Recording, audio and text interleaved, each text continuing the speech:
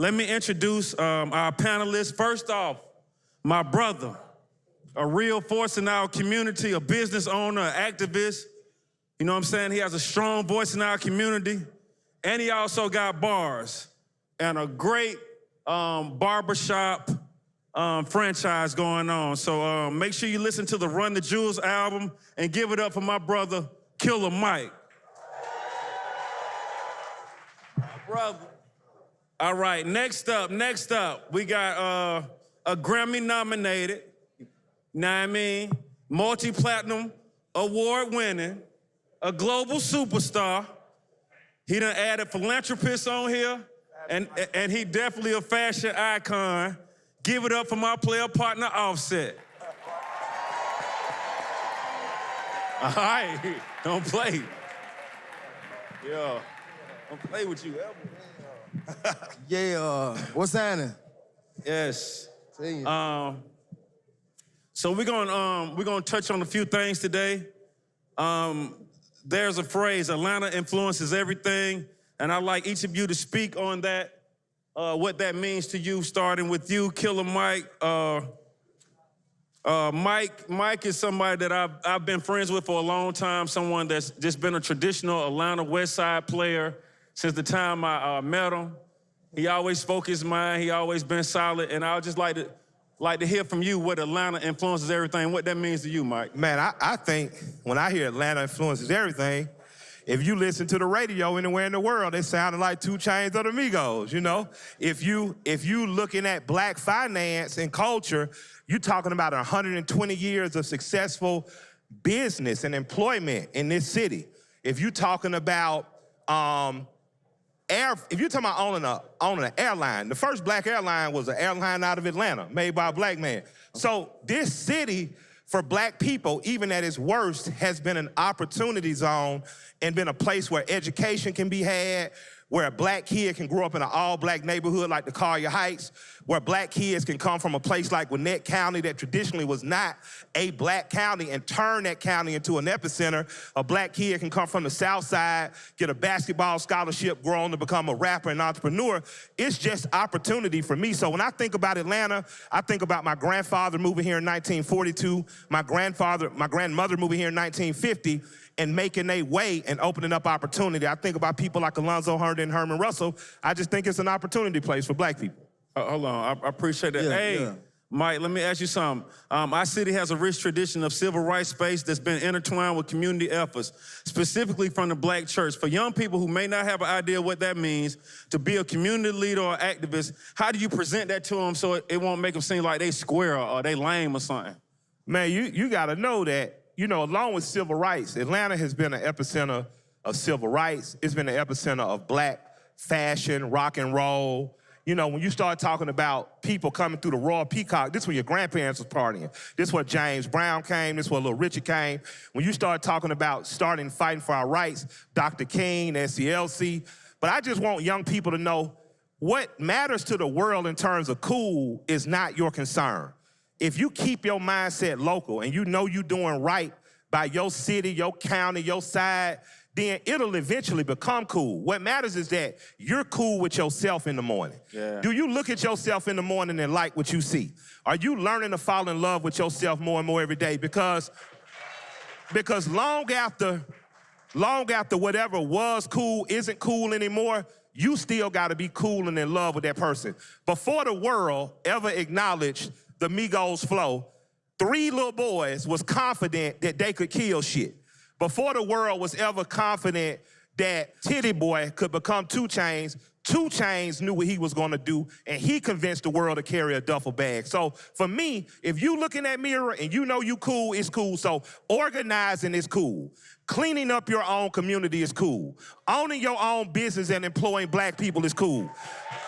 Getting your ass out and voting in this mayoral race is cool. So make sure that after the end of cool, you still cool with the person you see every morning in the mirror. All right. That's what I want to hear. And I want y'all to listen to some of that too. Being cool starts with yourself, man. You can't let a like or somebody else's judgment depict how you're gonna move around. All right, my little bro over here, being a part of the next generation, you know I love y'all, for real now. No, I love you too. what have you seen from someone like Mike, Tip, Luda, JD, that had an impact that you could emulate or evolve, whether that was in the community or in business, or even related to your career? Anybody that came before you from those realms that you know what I mean?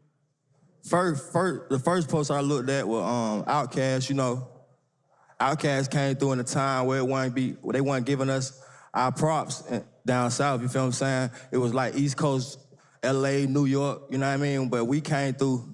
I remember at that awards, I was a young one, but I seen them tell them like the South had something to say. You feel me? And now if you look at music, we run it. And like so, looking at Luda, you know, he channeled like in his visuals or his videos. He wasn't scared to like go to a different place, you know what I mean? Like all his visuals was creative, and if you look at the game right now, a lot of artists right now like dressing up, especially like my boy DaBaby, they might put the muscles on in the music video, You feel what I'm saying? So my generation we was led by the greats. I ain't look at nobody else. I looked at Master P, I looked at you, I looked at Tip. I ain't really look at like anybody from nowhere else. I feel like I ain't really relate to them, you feel what I'm saying? And then when we came in the game, we just wanted to be on some different vibe, like come with a different flow. You know, we came from the North. There wasn't really no recognition that way. There wasn't even no studios over there, you feel what I'm saying? So we had to bring our flavor to the city, and the city accepted it, and then it was on. All right. Mike, really and Offset, I want you to talk to me about this financial wave we got, that we're trying to create, you know what I mean?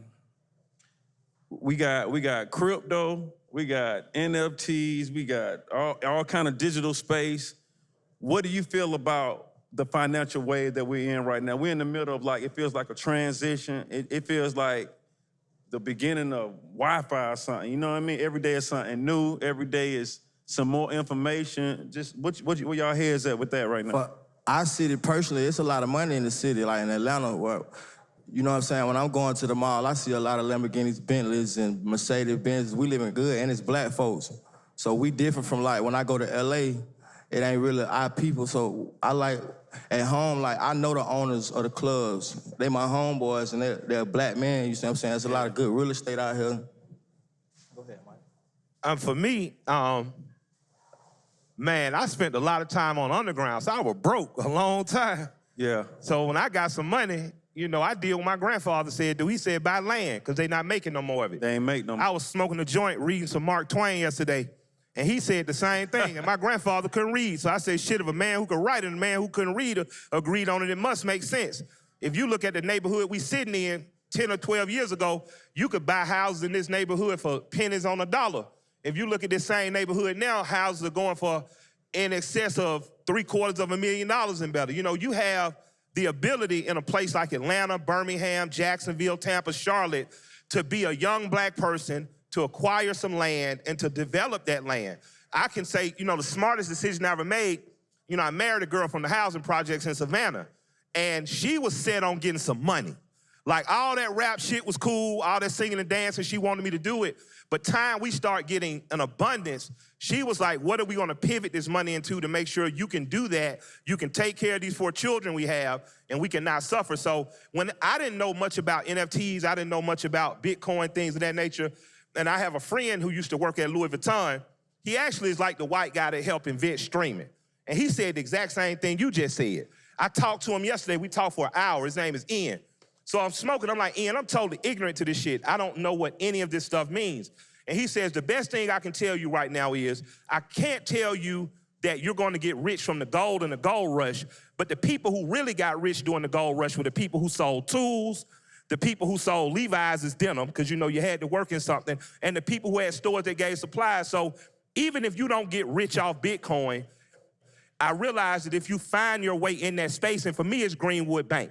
For me, digital banking is one of the things that I think my community needs, because banks are pulling out of my community. And if your bank is right in your hand, it gives us a fair opportunity. It gives you an opportunity to save money, gives you an opportunity to build credit, gives you an opportunity to start to acquire land and acquire wealth. And then you like Offset friends. Even if you're not the guy that's singing and dancing on stage, you're the club owner, not just the club promoter. Even if you don't get rich off Bitcoin, I realize that if you find your way in that space, and for me it's Greenwood Bank. For me, digital banking is one of the things that I think my community needs because banks are pulling out of my community.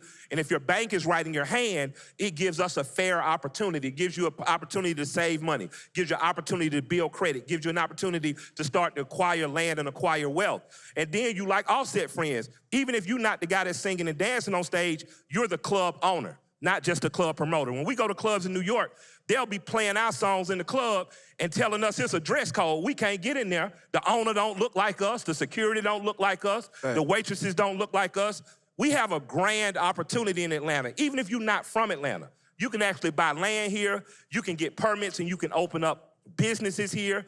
You can actually prosper here. And I would encourage us to do the same thing through the South and start to investigate things like NFTs, start to investigate blockchain, and let's get on this stuff early, just like we got on stuff like, you know, singing and dancing, just like we mastered the Chitlin circuit. I think as a community, if we master money, it'll give us greater leverage in things like politics and beyond. I would like to take the time out to give one of my, I like to call him my brother, one of my partners. His name is Sherrod. He used to be my cameraman. He actually owns this shit that we're in right now. He owns this whole area right here. And I be calling, you know, my acronym is the Real U, or the Real University. And I used to like, cause I went to college. I ain't never drop out of school. I ain't never thought that was cool. I made A's and B's. I was most popular. I was best dressed. All the cheerleaders loved me. I went to school every day. Yeah, so one of the things I feel like if you're around me, man, I just like to, man, give out information, spread game, and my man doing so good. Last time I was here, you know, no disrespect, man, a white guy owned this space, man, you know, and then we got a young brother own this space and collabing with Revolt, so I want to give him his flowers while he can smell them. All right. And he bought this shit before I could buy it, little sneaky motherfucker. He told me, like, I gotta get it before Chainz get it. All right, so Offset, player partner. All right, you know, y'all really put the North on the map. I mean, I'm from the South Side. We always used to say West Side, East Side. We used to skip y'all. I cannot Can't forget the North now. Yeah. But when y'all, look, y'all made people like, you know what I'm saying? Even the spelling, you know what I'm saying? It just made it cool, you know what I mean? NAWF, North. Yeah. We love that. So tell us a little bit where you grew up from. What did you learn from your hood? When you got older and really connected to the city, when did you start to realize the importance of like where you came from and representing the North?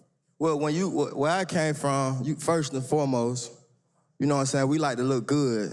Okay. So that's why I always look good. You know what I'm saying? So like, even if you ain't have it, you still look good, you know what I'm saying? That was the #1 rule. So I always, when I was starting to rap, I'm like, man, I gotta always look good. Yeah. To catch somebody out, you feel what I'm saying? Then coming up over there, we ain't get no props, like you said, so it wasn't no recognition. It was like, you felt like you just always overlook or felt like somebody could try that area because it was a suburban area at the time. But come to the North, you see it's a Pleasant Hill, it's a club drive where it's a lot of Spanish folks and a lot of black folks that ain't got this apartment out and see, people always just look down like, oh, that ain't count. So when we were coming up, we were like, these folks gonna respect our pimping, but they gonna respect our game, they gonna respect our music, our craft. You see what I'm saying? Because everywhere, the same thing going on everywhere in the world. I don't care where you at. Ain't nobody, it ain't even about that. The mission is to put your art up and let the world see it and show the art and show that you could do it. And like the North ain't even had no studio, so we used to have to nail a mic to the closet and put a sock on the mic, and we had a program called Mixcraft where it's a group, so you couldn't stop the recording.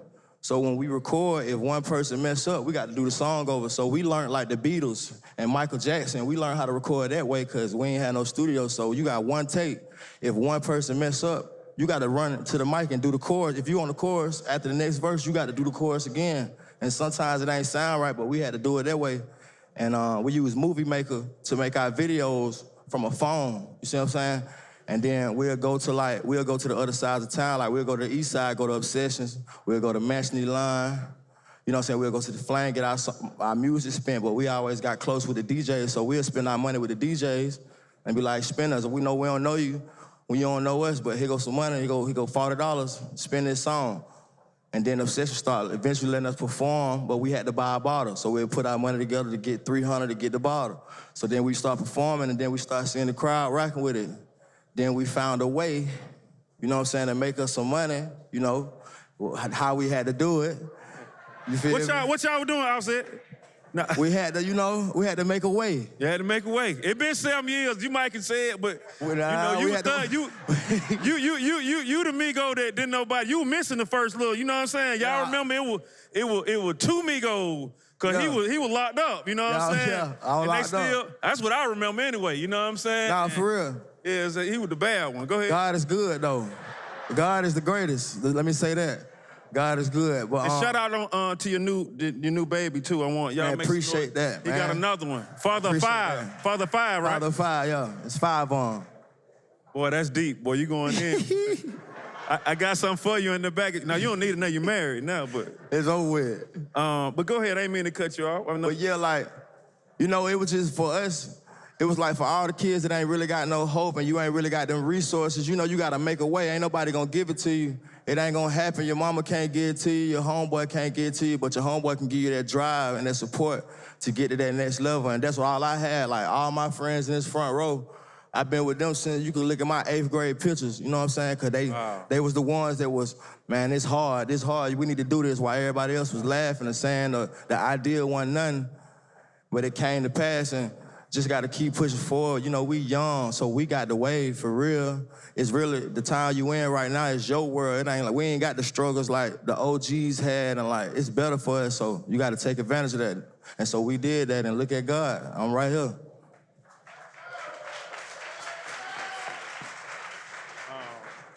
I guess, Mike, tell us a little bit about that West Side, you know? Well, the West Side, I grew up in a neighborhood called Acaria Heights in Adamsville community. My neighborhood was started in 1946. It was started by black people, for black people, because the black people that started my neighborhood, they didn't feel pressed to live next to white folk. They'll go work with white folks, and after work say, have a nice day, go to your neighborhood, and we're gonna go to ours. And that neighborhood had people that were working class like my grandparents. It had very rich black people like Dr. Blasingame, Dr. Yancey, my Mr. Herman Russell, Dr. King's parents, Ralph David Abernathy lived there. Keisha Lance Bottoms lived there, Jasmine Guy.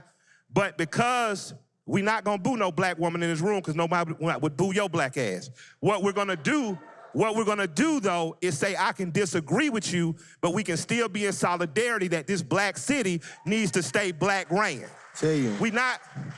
I don't see, because growing up in the Collier Heights, I grew up with black Democrats, black Republicans, black liberals, black conservatives. And what I learned was no matter what I identified myself as, I had to put my individual freedoms first and I had to help my neighbor. No matter what I thought of my neighbor's politics or religion, because I grew up with black Muslims, black Catholics, black Protestants, but it was black people. I went to all black schools. I didn't have no inferiority complexes. I had confidence. I knew I was competent. And the West Side puts out proud Negroes. Just to be frank with you, I'm not ashamed to be from where I'm from. I'm not ashamed to have went to Frederick Douglass High School, then went to Morehouse College. I don't think I should have had it better or went anywhere else. I love Atlanta. I love Atlanta's West Side because whether you're talking about Simpson Road, Bowen Homes, Dixie Hills, they have produced some great black people. And these people have created an ecosystem in Atlanta that involves all people. It ain't just black. If you didn't have a strong black community on the West Side, you wouldn't have had black people that was competent to move and populate the South Side. Then you wouldn't have had confidence to people that moved on the East Side. The West Side is the funnel that black Atlanta grew out of. My grandmother moved there in 1950. My sister still live there now, and I'm proud to say my wife and I own over $2 million in real estate there. I am a product of black pride. My grandparents were proud to be black people. They were proud to live in the Collier Heights. They were proud to live in the West Side.